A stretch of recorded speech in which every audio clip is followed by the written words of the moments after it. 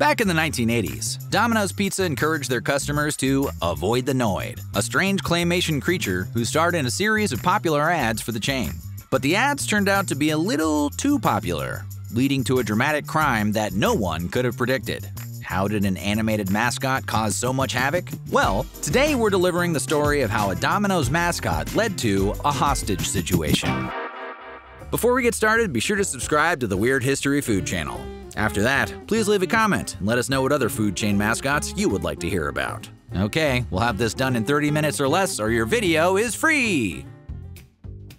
The story of Domino's Pizza begins in Ypsilanti, Michigan in 1960. That's when brothers Tom and Jim Monahan bought a pizza place called Dominic's from its owner, Dominic DeVardi, for the price of about $1,400. Adjusted for inflation, that's still the relatively bargain price of about $15,000. It was originally meant to be a family business, but after just 8 months, Jim decided to quit, so as not to endanger his day job working as a postman, in what would turn out to be one of the worst business decisions of all time. He then traded his half of the future billion-dollar company to Tom in exchange for a Volkswagen Beetle. At the time, though, it seemed like a smart move, because the pizza place wasn't doing particularly well. But Tom kept at it, quickly acquiring 3 more pizza places and working to reshape the chain to cater to the college kids at nearby Eastern Michigan University. To that end, he eliminated everything but pizza from the menu, concentrated on his delivery service, and invented something that would revolutionize pizza delivery for the rest of time: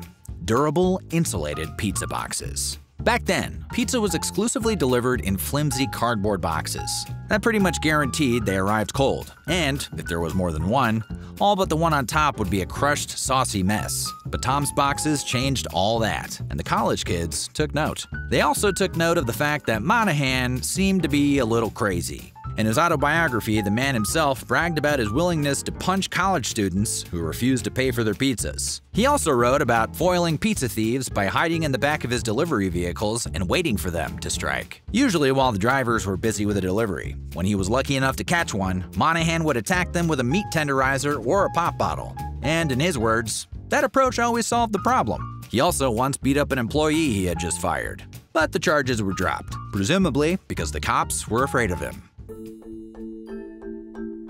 Dominic's Pizzas gained a reputation for always arriving hot and undamaged, and as a result, business started booming.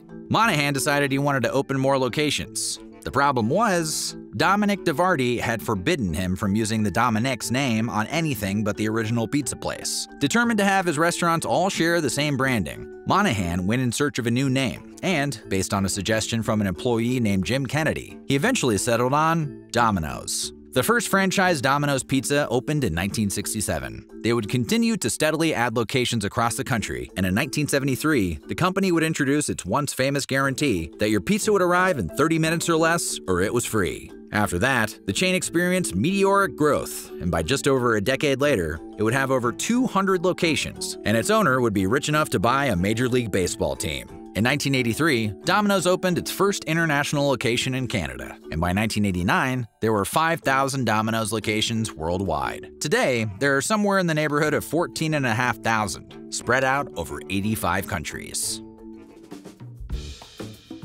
For those of you who are too young to remember, the Noid was a bizarre character introduced into Domino's advertising starting way back in the mid-80s. He was a man wearing a skin-tight red bodysuit that had a black N and a white circle on the chest, and rabbit ears for some reason, who was hell-bent on stopping Domino's from delivering their pizzas hot and fresh. We'll probably never know the reason for his rage. Conceived by an advertising agency called Group 243 and designed by Will Vinton, the same guy who designed the California Raisins, the Noid's first commercial dropped in 1986. The spot featured the bug-eyed, gibberish-spewing character using a mechanized hand to gleefully crush pizza boxes and the pizzas inside them, only to explode with frustration when he encounters an uncrushable Domino's box. The commercial's narrator then encouraged viewers to call Domino's because they could avoid the Noid by delivering your pizza in 30 minutes or less. It was common for fast food places to be represented by mascot-type characters, like Ronald McDonald or the Taco Bell Chihuahua, but it was pretty unusual for pizza places to have one. It still is. Little Caesar gets pretty lonely at mascot reunions. People took to the Noid, despite all his weirdness, or maybe because of it. Not long after his debut, he was featured in a lucrative line of merchandise, as well as 2 separate video games. The first was Avoid the Noid for desktop systems, in which gamers play as a pizza delivery man who has to, avoid the Noid. The other was Yo Noid for the original 8-bit Nintendo Entertainment System, which let you play as the pizza-hating villain. Meanwhile, the CBS network was so impressed by the Noid, they went to work on a Saturday morning cartoon called The Noids. But they pulled the plug after receiving complaints that the so-called show would have just been one long Domino's commercial. And we have to admit, that's fair. Still, the character had quickly become more successful than his creators ever imagined. But in an ironic twist of fate, the Noid was about to become too popular. On the afternoon of January 30th, 1989, a man named Kenneth Lamar Noid entered a Domino's on Buford Highway in Chamblee, Georgia, armed with a handgun and took 2 employees hostage. The resulting standoff lasted 5 hours, during which Noid, the guy, not the mascot, fired 2 shots into the ceiling, but no one was hurt. Furious that Tom Monahan had, in his view, stolen and mocked his name, Noid forced the employees to call Domino's corporate headquarters and demand he be given $100,000 and a white chauffeur-driven limousine in which to make his escape. He also offered to exchange one of the hostages for a copy of Robert Anton Wilson's 1985 novel, The Widow's Son. Police actually did bring him the book, but he went back on his word and refused to free either hostage. Instead, he ordered his captives to make him 2 pizzas. He had no gripes with the food, just the name of the mascot. The employees made him his pizzas, and when he put his gun down to eat them, they ran right past him and out the front door. You might say they avoided the Noid.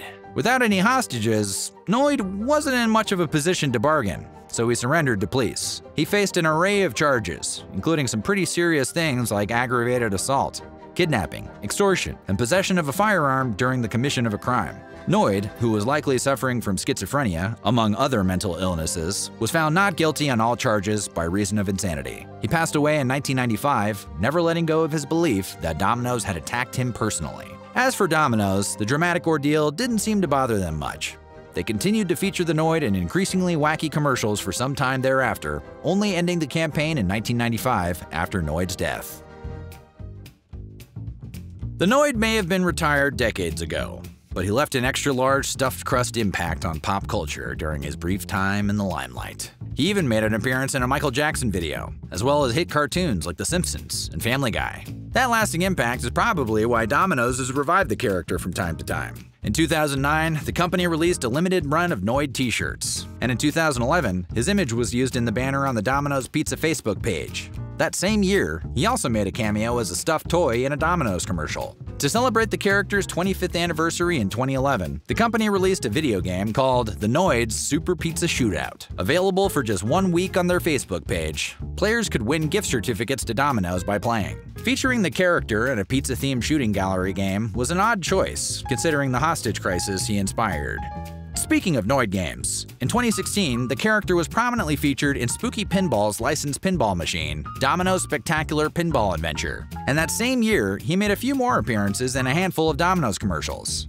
He was most recently revived in 2021, when he was used in a series of short promotional videos distributed through Domino's social media channels. The commercials had him trying to destroy the real-life self-driving pizza delivery vehicles Domino's has been experimenting with in various markets. So, he's still out trying to ruin your pizza. That said, he will be a valuable recruit in the inevitable war with the machines. The Noid also appeared as a mini-boss in the mobile video game Crash Bandicoot On the Run. What does the Noid have to do with Crash Bandicoot? Absolutely nothing, which means the Noid can show up just about anywhere. Slowly but surely, he seems to be making a comeback, because there's just something about that little odd villain we all find endearing. Unless your name is Noid. So, what do you think? Do you remember the Noid? Let us know in the comments below, and while you're at it, check out some of these other Weird History food videos.